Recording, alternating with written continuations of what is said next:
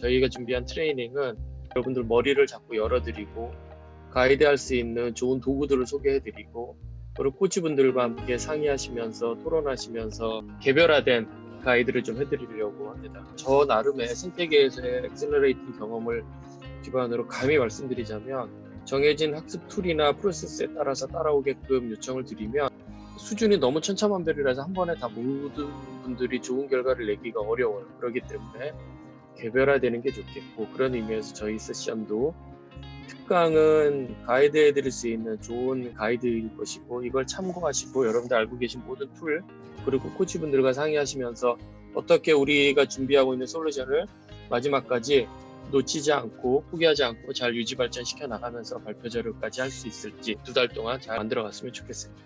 우리가 살고 있는 이 작은 지역을 얘기를 하지 말고 글로벌하게 전 세계적으로 한번 쳐다보고 거기서부터 줌인해서 여러분들의 솔루션으로 들어오는 게 맞고, 줌인 한 다음에 다시 줌아웃 하셔야죠. 그래야지 비즈니스를 확장한다고 얘기를 할 수 있을 거예요.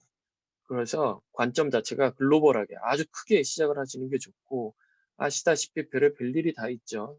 현재 상황에서도 보면 뭐 가뭄이라는 이야기도 있고 최근에 엄청난 추위를 겪고 있기도 하고, 여기에 가장 빠른 대응을 하는 곳이 제가 기업들이라고 했었고, 범지구적인 국가 정책을 만들고 있는 유엔에서 지속 가능을 이야기하기 시작을 했다는 거지. 이게 언제부터였냐면 벌써 4, 50년 전부터 얘기를 했었고, 그 시작은 어디서부터 시작이 됐냐면 어찌 보면 환경에 대한 이야기에서부터 시작을 했다고 보시면 좋아요. 이제는 다 우리의 삶과 직결된 얘기로 들어오게 되고 이게 비즈니스까지 쫙 물려 들어온다는 얘기를 제가 하려고 하는 거예요. 그 얘기는 여러분들이 지금 무슨 공부하려고 생각하지 말고, 왜 최근에 자꾸 기후변화 이야기를 하고 있고 왜 자꾸 지속 가능이라 얘기를 하고 있으며, 왜 비즈니스에서 자꾸 무슨 사회공헌 활동도 아닌데 문제 해결 중심으로 소셜 임팩트를 얘기를 하고 있고, 왜 자꾸 이런 비즈니스 섹터에서도 그런 얘기를 하고 있는지를 아주 큰 그림에서 이해를 하실 필요가 있다는 거죠. 현재 화면에 보시는 것처럼 유엔을 중심으로 지구가 직면하고 있는 모든 이슈들을 지구라는 존재가 어떻게 하면 지속 가능하게 또는 범국가적으로 문제 해결을 하면서 공존할 수 있을 건가. 그래서 만들어진 조직이 유엔이란 말이에요. 그러면 그들은 당연히 환경에 대한 이야기도 할 것이고 비즈니스 얘기도 할 것이고 아동 인권 얘기도 할 것이고 인간의 인권 얘기도 할 것이고 다양한 얘기를 할 거란 말이죠. 그 중에서도 지속 가능에 대한 이야기가 이게 다 이쪽으로 쫙 귀결되는구나. 환경을 이야기해도 지속 가능, 인권을 이야기해도 지속 가능. 이 얘기가 나오기 시작하고 나름 그동안 나왔던 얘기들을 10가지로 한 축점을 맞춰본 게 지금 현재 보고 있는 그림이에요. 그래서 자원에 대한 이슈, 워터, 그다음에 웨스, 에너지, 뭐 디포레스트레이션, 클라이밋 체인지 등등등. 이 모든 걸 지금 우리가 다 볼 필요는 없고, 이 중에서 제가 화살표 표시해 놓은 자원과 클라이밋 체인지, 디포레스트레이션 등등에 대한 몇 가지 얘기만 언급해도 충분히 지금 준비하고 있는 헐트 프라이즈 도전에 여러분들의 좋은 인사이트가 될 것 같아서, 제가 오늘 말씀드리는 것 중에 관심이 있다 그러면 더 깊이 들어가 보시면 돼요. 첫 번째 하려고 하는 얘기는 리소스인데, GDP하고 비교를 해보면 GDP는 무한 성장을 하고 있죠. 그러나 자원은 점점점 늘어나는 그 수준의 한계가 있고, 보시는 것처럼 22년도가 되면 우리가 알고 있는 광물 자원들이 사라질 거라는 거예요. 이 지구상에서. 또 하나 우리가 유념해서 봐야 될 거는 물인데, 대한민국에 살고 있는 사람들 물 이슈는 아프리카 이슈 아닌가, 남아시아 이슈가 아닌가. 그런데 프레시워터에 대한 이슈는 전 세계적인 이슈라는 거를 꼭 알고 계셔야 돼요. 꼭. 결국엔 물 부족 국가가 생긴다는 이야기는 물이 충분한 국가가 있다는 게 아니라 그쪽에 편중됐다는 얘기라고 여러분들은 이해를 하셔야 돼요.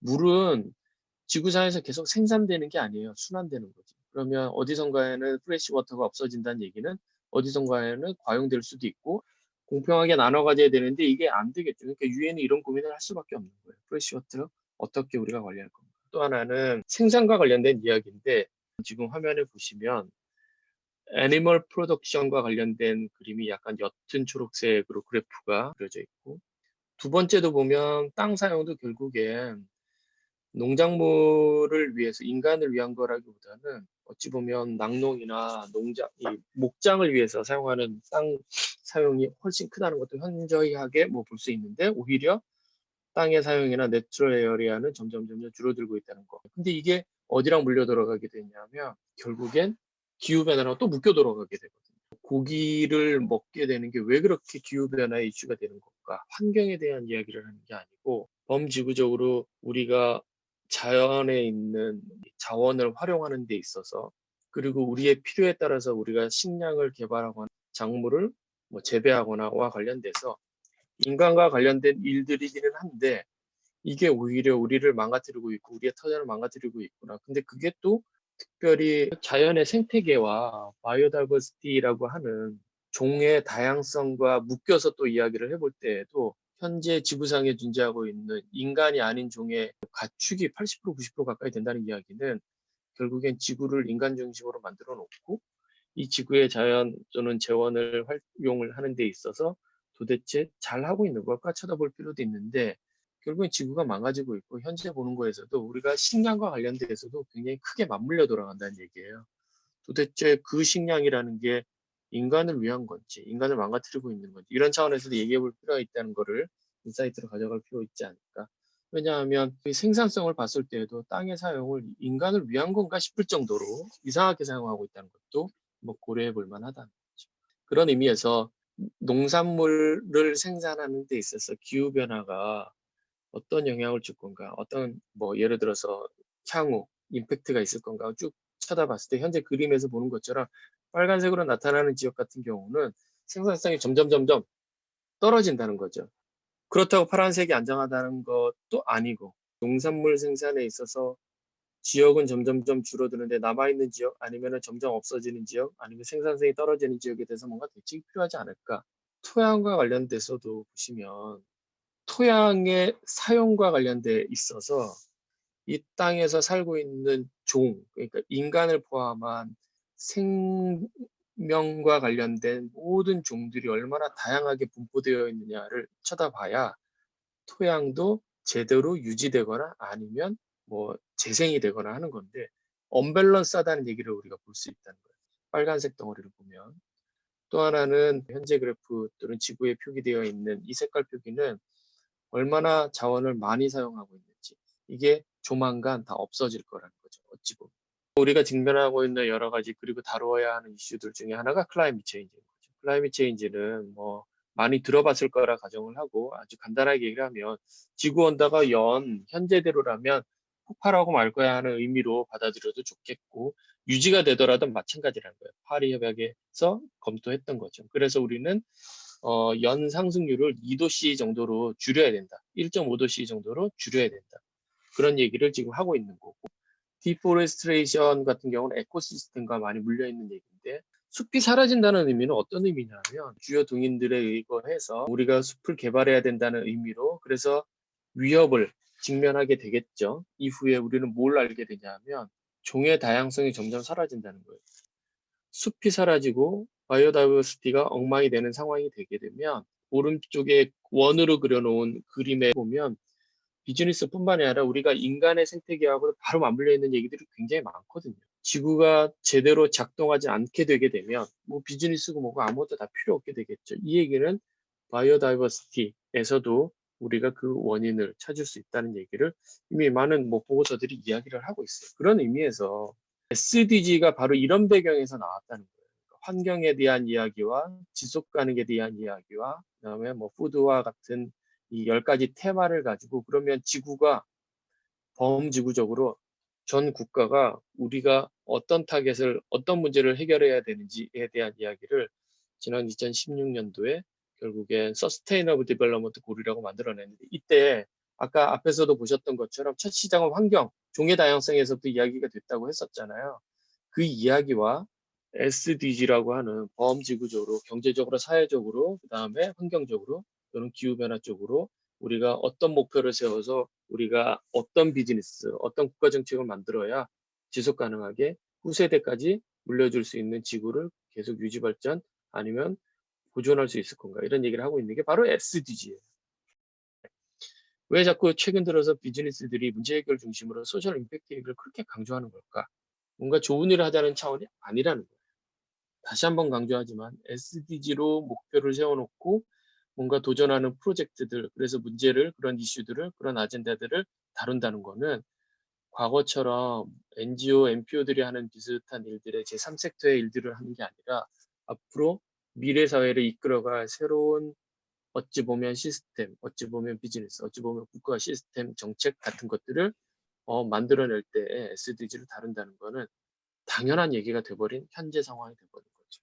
그래서 우리에게 도전은 뭐가 됐든지 간에 우리가 SDG를 고민 안 할 수가 없다는 거고, 그 목표가 범지구를 향하고 있다 그러면 아마 지속 가능한 비즈니스가 될 수 있을 거라는 거죠. 그런 의미에서 큰 그림을 가지고 여러분들도 이번에 푸드 이슈에 도전했으면 좋겠다는 거예요. 그러면 지속 가능을 이야기를 할 때 그러면 어찌됐건 간에 밸런스 있게 환경적으로든 방금 얘기했던 경제적으로 이코노믹하던 상황에서든 아니면 사회적으로 이 모든 것들을 국가가 됐건 민간이 됐건 아니면 제3섹터인 뭐 NGO, NPO, 협동조합 등등의 조직들이 됐던지 간에 균형 발전을 하거나 서로 협업을 하면 되지 않겠냐 싶은데, 뭐 협업이라는 건 원래 쉽지도 않은 데다가 더 큰 이슈는 뭐냐 하면 모든 근간에 클라이밋 체인지, 기후변화가 모든 거에 다 이렇게 다리를 걸치고 있는 현상인데 여기에 우선순위가 없다는 거예요.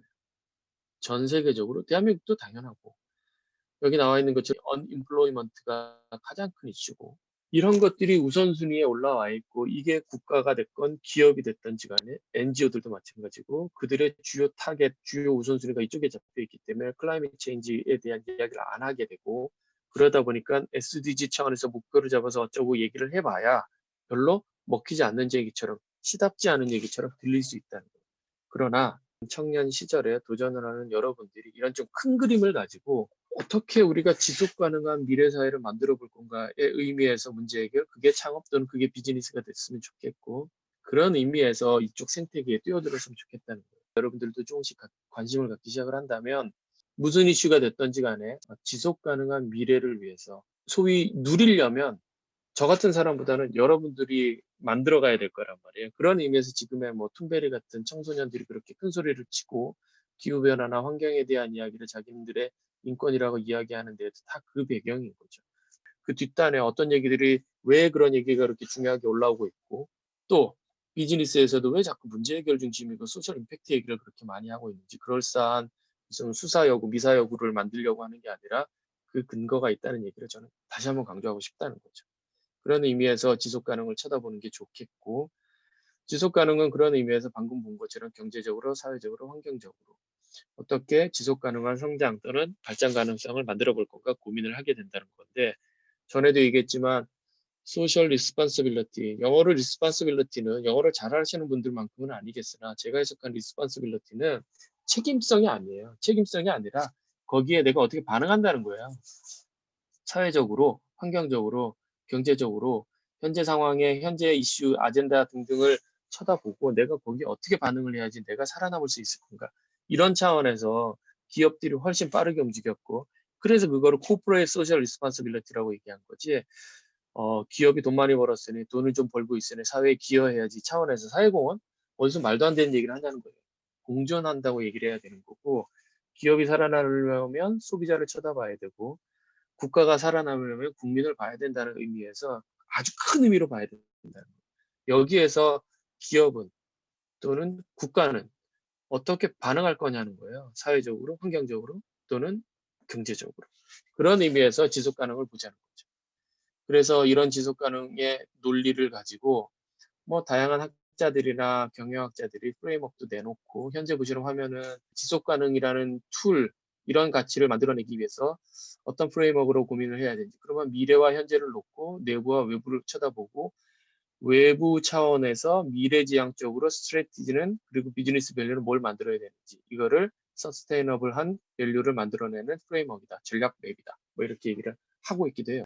그러나 우리처럼 새롭게 도전하는 조직들은 이런 프레임워크를 썼다가 아주 피곤해져요. 그래서 가끔씩 이 프레임워크를 잘못 쓰는 경우가 있는데 우리는 안 써먹는 게 좋아요. 도전하고 있는 기업들의 사례들을 보면 유통업을 하고 있는 머스크나 여기 나와 있는 유니리버나 다 어떻게 하면 지역사회 커뮤니티, 이 커뮤니티가 국가 차원일 수도 있겠고 지구 차원일 수도 있겠고 본인들의 비즈니스와 범지구 차원에서 아니면 로컬 차원에서 어떻게 콜라보레이션을 한다던가 어떻게 하면 지속 가능한 자기네 비즈니스가 이쪽 지역 사회에 잘 꽂혀 들어갈 수 있게끔 할 건지를 고민하고 있다. 중요한 거는 지속 가능을 중심으로 기업들이 잘 움직이고 있다는 거고, 그 기업들 외에도 여러분들처럼 업계가 지금 전통적인 비즈니스 섹터와 non-profit 섹터가 섞여 나오는 쪽에서 이제 하이브리드 모델이라고 해서 이거를 우리가 사회적 기업이라고 부르고 있죠. 소셜 엔터프라이즈라고.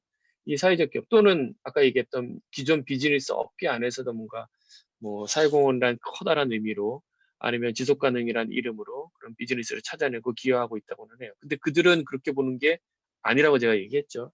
그들은 자기네 비즈니스를 어떻게 하면 지속 가능하게 계속 살려낼 건가의 차원에서 우리 같은 팀들을 보고 있는 거고, 그런 의미에서 우리는 좋은 텃밭이 있는 거예요. 그들로부터 투자금을 받아서 최초 우리의 비즈니스를 실현해 볼 수 있는 시드머니나 시리즈 ABC를 찾아낼 수 있기 때문에 공생하는 거죠, 어찌 보면.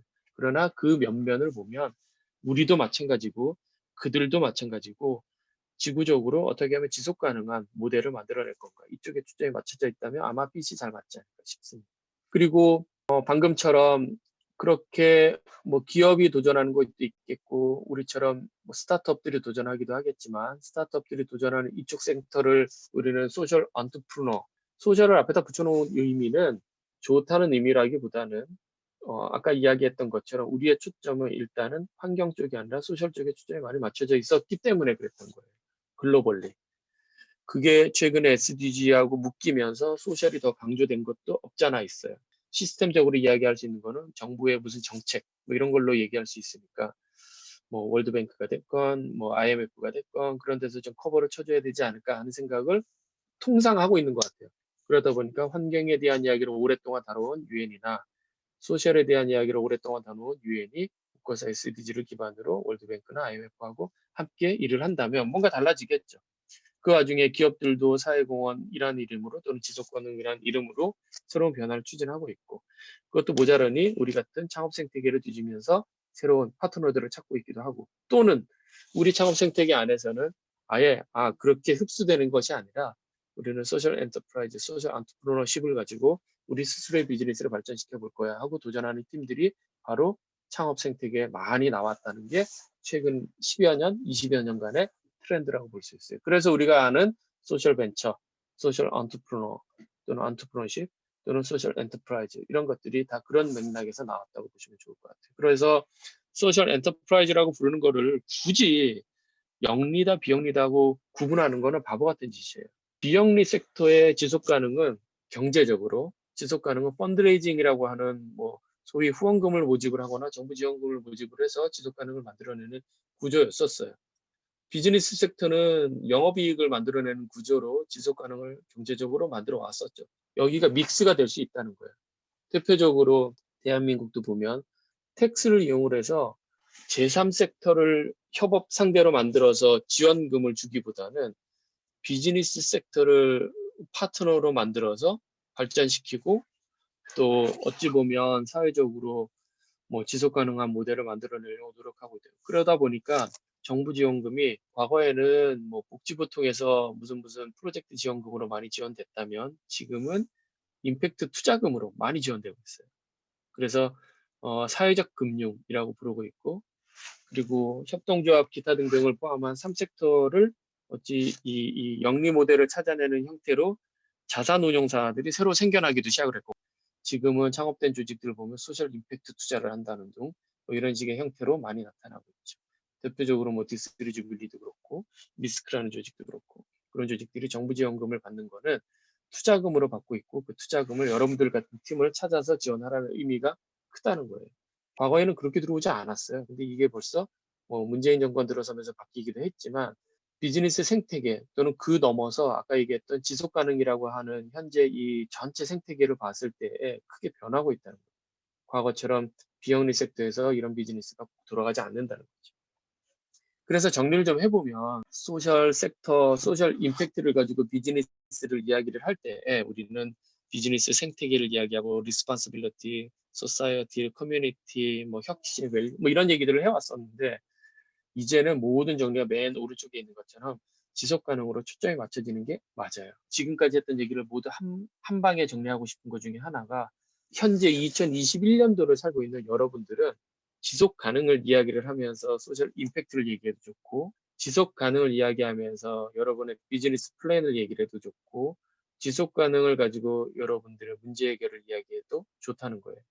좀 큰 그림에서 어떻게 하면 지속 가능한 미래 사회를 만들어내기 위해서 우리가 어떤 비즈니스를 만들어 볼 건가 해도 꽤나 훌륭한 비즈니스를 디자인할 수 있을 거라는 얘기를 저는 감히 할 수 있을 것 같습니다. 오늘 드릴 설명을 다 드린 것 같은데 다시 한번 강조를 드리면 일주일 동안 그렇게 특강 또는 가이드 워크숍을 통해서 안내한 자료를 이용을 하시던 여러분들 방식으로 이용을 하시던 꼭 팀 미팅을 가지라는 의미로 말씀을 드리는 거고, 그 과정을 통해서 궁금하거나 잘 안 되는 부분 있으면 코치와의 미팅을 통해서 문의하시고 다시 회신을 받으시는 방법으로 여러분들의 트레이닝 과정이 진행됐으면 좋겠습니다.